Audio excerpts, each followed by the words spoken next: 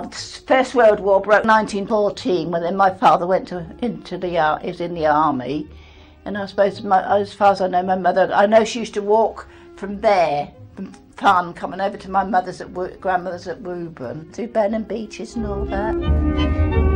Well, my twin sister was first. She was the firstborn, and then I was second. She couldn't stand or anything. She just had to sit.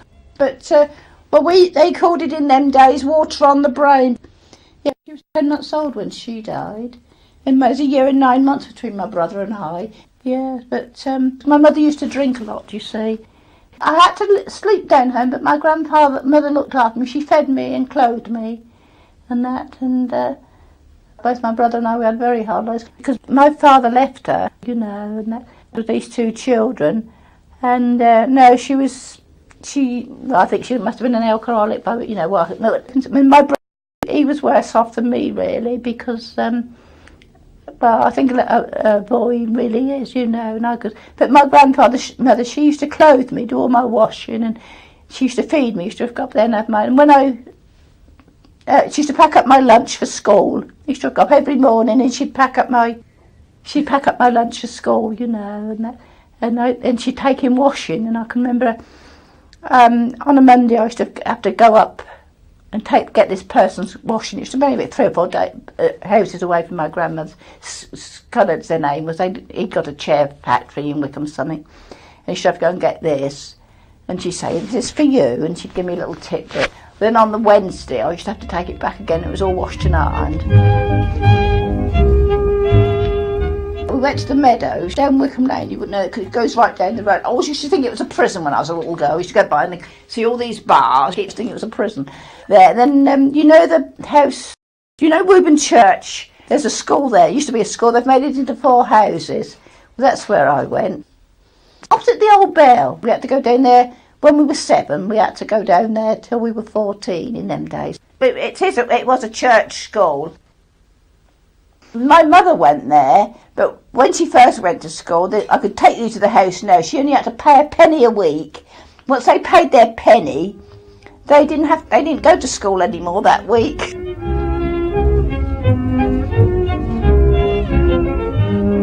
Over Woburn Moor by the Clapton's Mill. That was near the house where my mother was in service, because when my mother and father married, they had a little cottage in the grounds. There was one called the Doll's House.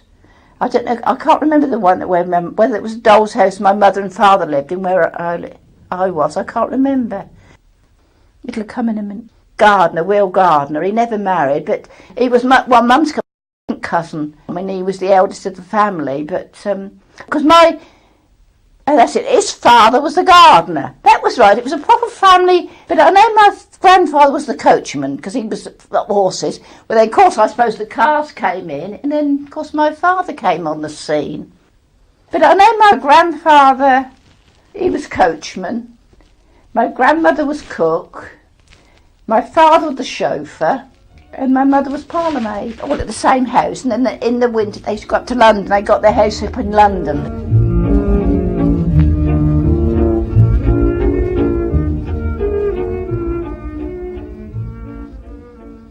See, then my father, he left my mother. I can remember him during the First War. He got wounded, and I can see him coming up the road now, because in them days they wore blue suits, white shirt, didn't they, and a red tie. And he was on his crutches. He'd been shot in the leg or something. And of course they parted, and he wanted me to go with him, but I didn't. But in the end, my brother found him. Tom did it all, and he was living in Bristol. He said, I'm trying to see if I can find Dad. And he did. He found him in Bristol. The Salvation Army, I think, helped him a lot. And he was living in an old airfield in Bristol. There's a big airfield and a big airdrome. He was living there, and he'd remarried, you see, but we never said anything. He took it to his grave. He'd married, and he'd had quite a big family with his second wife. My mother didn't know. It's only my brother and I knew, because we went out. My brother said, I'm taking you over to see Dad. That's it. They found him, and he came. My brother fetched him or met him off the train, and he stayed at my brother's. And then he came to see me, and And then he said, oh, you must come and see me. And he got some lovely boys, and some of my half-brothers were policemen. And of course, they wanted to know what relation we were to my dad. So my brother said, we're his cousins. And of course, being as they're police and all. But anyway, in the end, I think whether she died first or whether he died first, but he died more or less the same time as my mother did, soon after my mother, So they never knew. We said to the woman, we said, don't worry, we won't let anything out, because she was worried when she knew that he'd still got a wife living and that. But when I first left school, my grandmother put me in the laundry. I was 14 and I'd been left school a fortnight, and she said, I've got you a job at my second cousin, she was working. She was one of the forewomen up there, so she sort of got me the job, and I used to go with her, you see. But then she got to leave. She said, I've got you a job in Knotty Green, she said, and I'd got to go into service there. And I suppose I was there just over a year.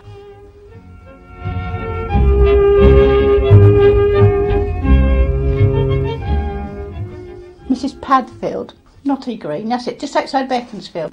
They didn't have a lot of money at first, and then he came into this money, so I was told. And but they had 3 children: Miss Philippa, Miss Lorraine, Laura, and there's a little boy.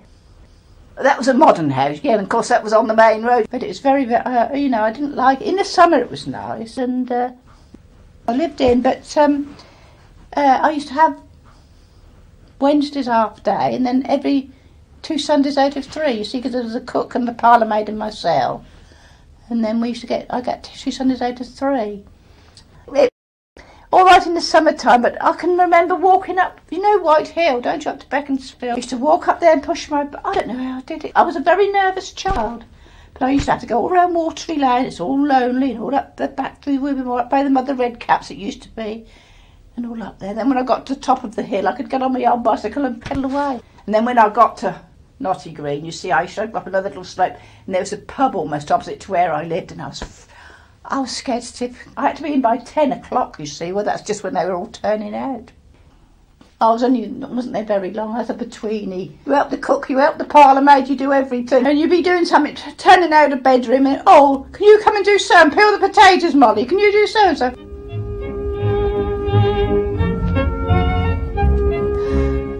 I had a grey, as far as I remember, sort of a grey cotton dress, long sleeves, and a white bibbed apron and a little mob cap.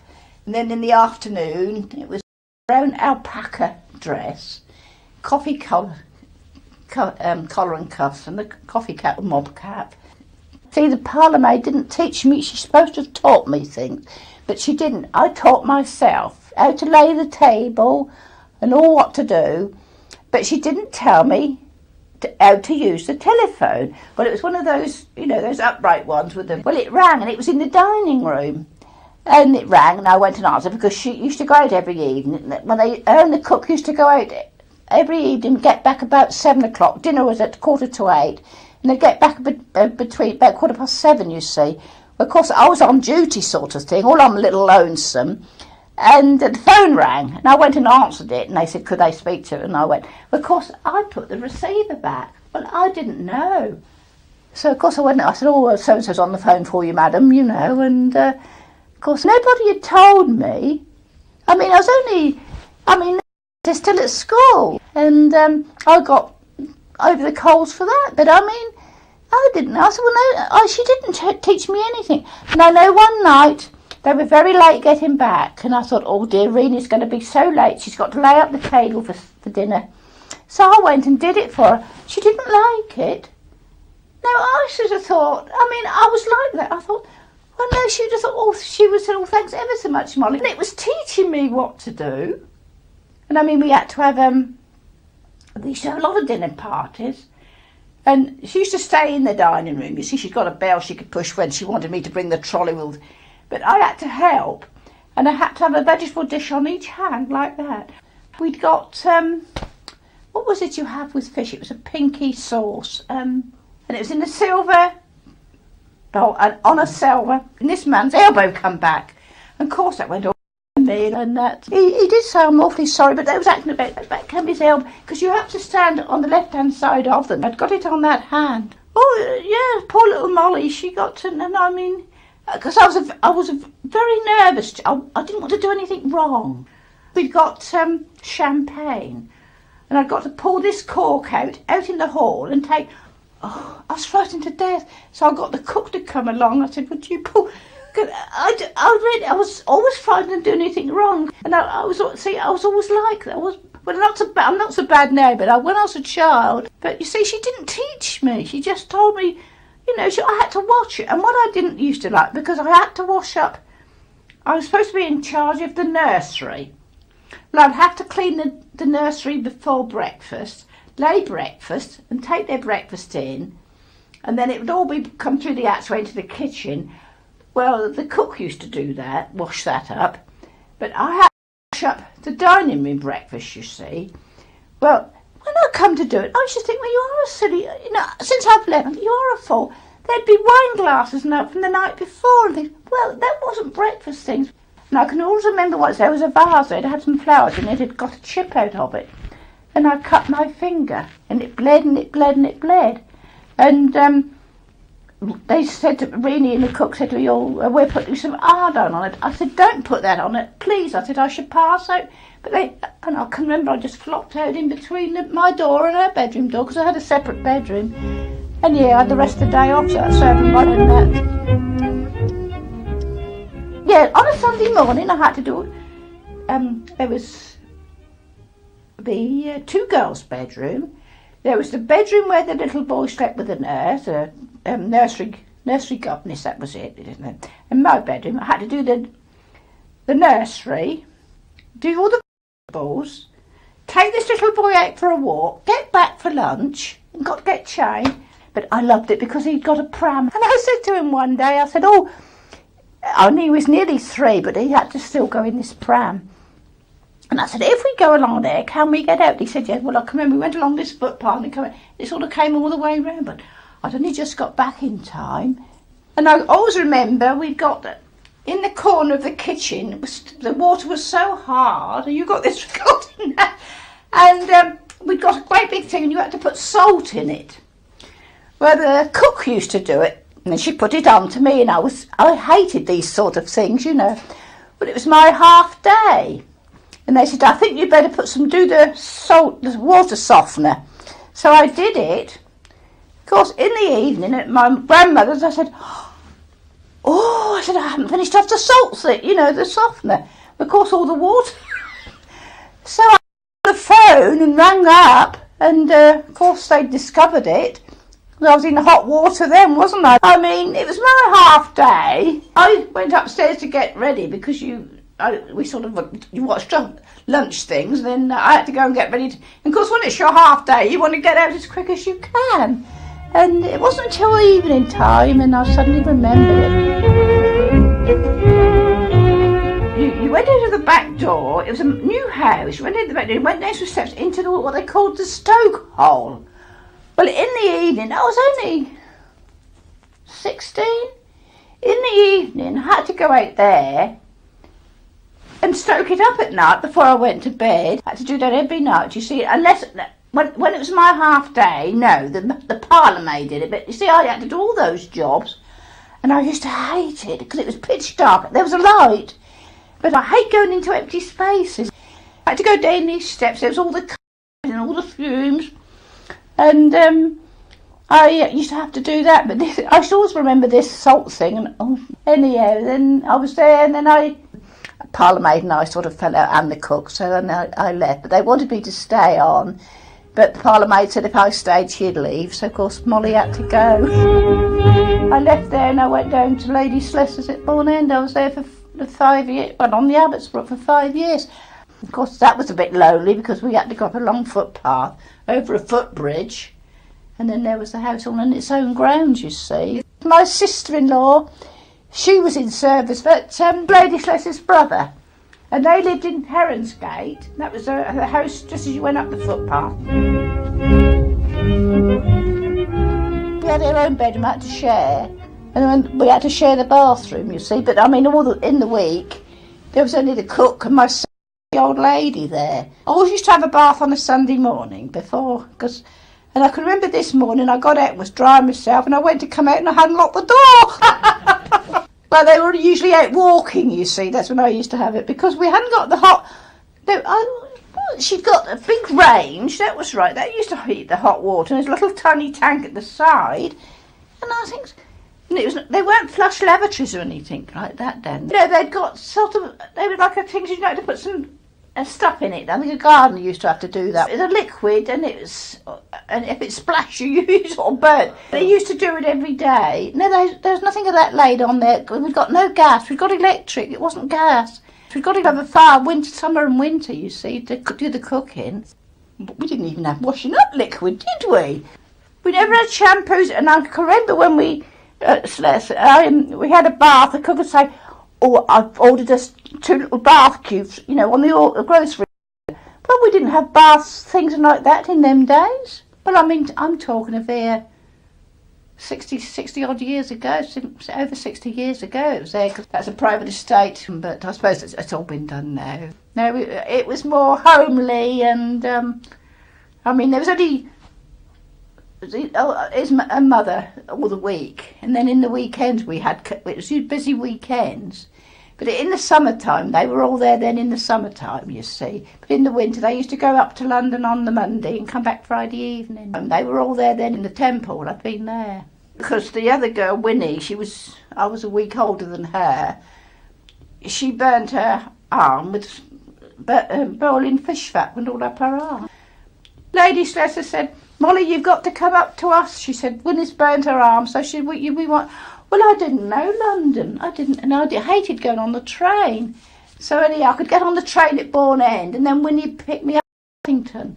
Then we got on the underground to the inner circle. Well, that was all right, because that kept going round and round. Because I was up there, it was 3 weeks or a month I used to have to go up.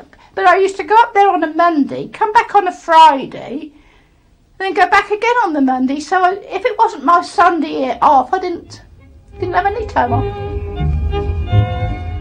No, I wouldn't live in London. I wouldn't want to live in London, because it's right by the embankment. And of course, in the Temple, it's all old buildings, you see. And at night, the gates are closed, and they've got a porter on. You have to ring a bell, and he'll unlock the gate. He wants to know who you are, unlock the gate, and let you in. Well, of course, Winnie, I mean, she was used to London life. She went out at 10 o'clock at night. Well, I wanted to go to bed. And she used to like to go out to the police. Oh, she loved policemen. And then we used to have to come down Fleet Street. Well, at night time, that's when all the doing all the papers. I was frightened to death. Well, I was getting near midnight. I said, "Oh, Winnie, I'm so tired." Well, I was doing the cooking, and it's only there was their bedroom and their little sitting room. And then there was another room like a bedsit that Winnie had got, and a small kitchen. I don't think we got a bathroom. No, we hadn't. You had to go out on the steps to the toilet. That was a flush toilet. And I said, "Oh, Winnie, I'm so tired, I'm going home." Well, of course, I ran down Fleet Street, pushed the button for one to open the gate for me to go in. Well, then it's all dark, and you had to go up all these stone steps. I was right to death, somebody was going to jump out at me. But otherwise, there wasn't much to do. And then, of course, I used to have to go to chapel and all this, that and the other, because my grandparents were very good living, you know. And every other Sunday, and, you know, used to go into Wickham sometimes for my grandmother, and I used to go into my aunt's because they lived in Wickham. The pilot, they'd got a business, and I used to go there. Sometimes I'd have to take some eggs in and stuff. But otherwise, there wasn't much to do. And then, of course, she invited me down to tea one Sunday. She said, because I used to take my nieces, used to take her out on a Thursday, because I love children. I wanted to be a children's nurse. Of course, I hadn't got the education. You had to go to all this, that and the other. And I used to take Margaret and her sister-in-law for walks on a Thursday. And then one Sunday, my sister-in-law she said, "Haven't you got a boyfriend yet, Molly?" I said, "No, they don't interest me." I think I was 20. And I said, "They don't interest me." Anyhow, she said, "Oh, she's come to tea on Sunday." Well, I did. I went to tea, and what happened? His lordship, I went to school when he was 4 years older than me, but we went to school together, sort of thing. And he saw me home, and then the next Sunday, No, not the next Sunday because I was in. And the next Sunday I went to chapel in the evening, so that's where I had to go, and his mother was there. And she said, "Will you like to come up and listen to the radio?" Because that was a treat in those days. So I said, I started going and tell Granny and Grampy. So I went up there, and when I came out, my grandfather, he was waiting at the gate for me. Oh, he could have hit me over the head if he could. But then it went on from there. But they didn't want me to marry him. They didn't like his mother, but she was a good living woman, but she wasn't very clean and that, you know. But she had a big family. She was good-hearted, but within 10 months we got engaged, and that I didn't know I was going to be. I mean, that was on my 21st birthday.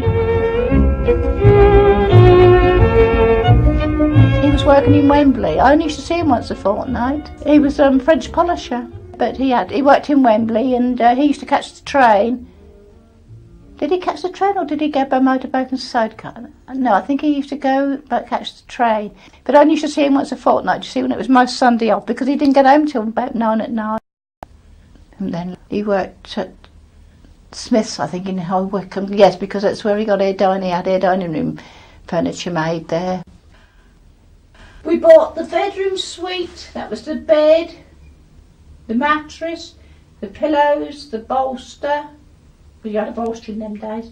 The wardrobe, dressing table and a tall boy. That all came from Hall-Lewsley and Pearce. Yes, Hall-Lewsley and Pearce we had that from. No, it wasn't. It was Beadle and Crome's. And he had the dining room table, the sideboard, the 4 dining room chairs and 2 firesides made. £11. I wasn't going to bother about furnishing the other room. And old Madam Slessor said, she said, Molly, she said, I want to buy you a carpet for your wedding present. And it came from Weber's at Maidenhead. It was one of those Indian carpets, a lovely carpet. So I said, well, we can't just have a carpet on the floor, so we had to buy a 3-piece suite. That was 7 guineas. Pullman Springs, but that was nice. So that's how we furnished it. And every time I used to do a lot of sewing, dressmaking and all that in my spare time. And people used to say to me, oh, how much is that? I said, don't buy it, give me something for my bottom drawer. And had a great big chest that was full of tea towels, pillowcases, towels, sheets, you name it, dusters. That's it, because these days they don't have bottom drawers. We was there nearly 2 years. They wanted us to buy it, but we couldn't afford to buy it because my husband was out of work. And then they gave us this council house at Wye Road, and I didn't like it. I never did like it. We were there 11 years. When they came round to see what they called the good tenants, would they like to go to Flackle Heath? So I always wanted to go to Flackle Heath.